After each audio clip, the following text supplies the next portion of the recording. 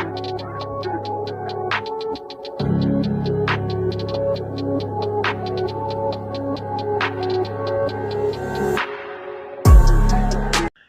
सभी को जय मसीह की। मेरे प्रिय भाई बहनों, परमेश्वर आपके परिवार को सुरक्षित रखे। आप जहां कहीं भी हो, परमेश्वर आपकी हर कदम में आपके साथ है। मेरे प्रिय भाई बहनों, आज हम बात करने वाले हैं मूसा की तरह समुद्र को दो हिस्सों में करने वाला पादरी, आज उसके साथ क्या हुआ है।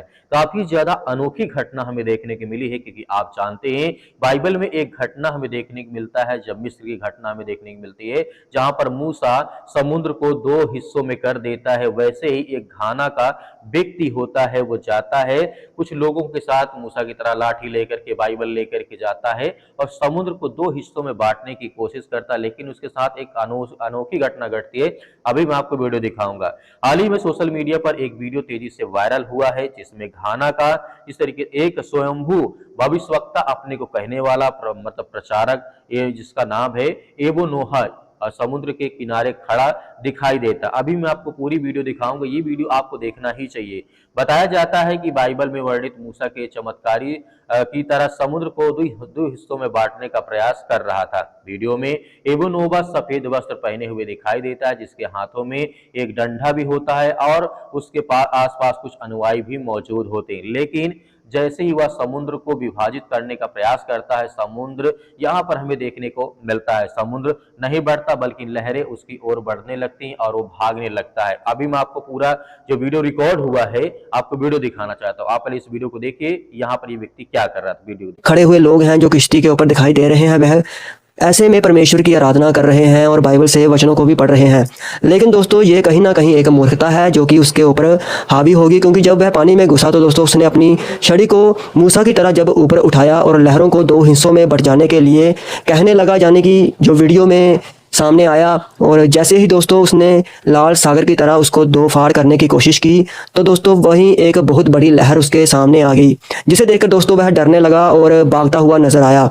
और लहरें उसे लगभग डुबोने ही वाली थी कि उसके जो पहने हुए सफेद वस्त्र थे वो भी पानी में फंस गए और वह तेजी से भागता हुआ कैसे भी जैसे तैसे करके वह अपनी जान को बचाता हुआ समुद्र के किनारे पर पहुंच गया। यह पूरा दृश्य कैमरे में रिकॉर्ड हो जाता है और बाद में सोशल मीडिया पर काफी ज्यादा वायरल हो जाता है। अब सवाल यह उठता है कि बाइबल क्या वास्तव में क्या कहती है, ये हमें समझना बहुत जरूरी है।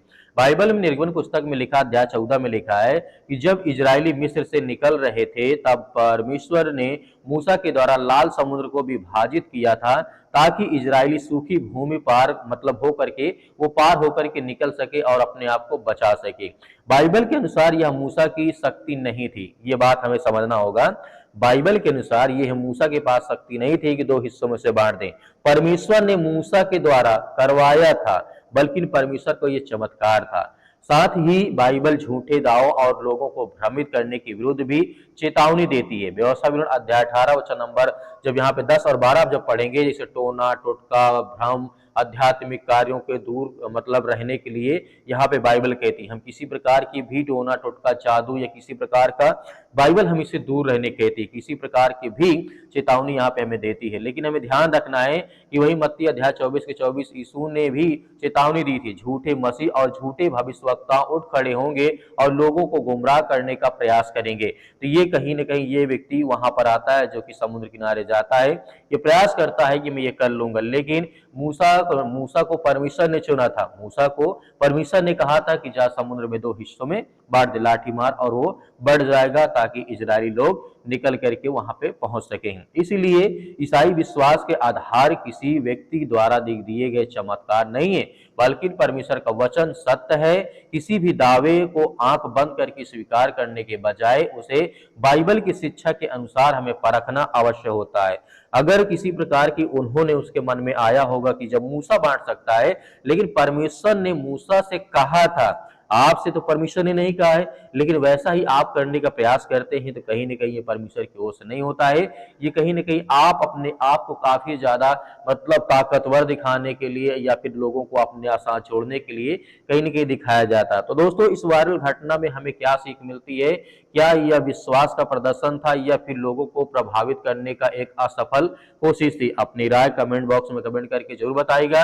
वीडियो पसंद आए तो वीडियो को लाइक करें, शेयर करें, आप हमारे चैनल को सब्सक्राइब भी करें, क्योंकि आने वाली वीडियो आप तक पहुंच सके और परमेश्वर आपके घर में बहुत सारी आशीष देखे। याद रखना, परमेश्वर ने मूसा को चुना था, इस व्यक्ति को नहीं चुना था। इसलिए परमेश्वर की शिक्षा वो खरी है।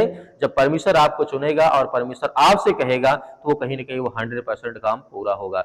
जो भी राय हो कमेंट बॉक्स में लिखिएगा। परमेश्वर आपके परिवार को बहुत सारी आशीष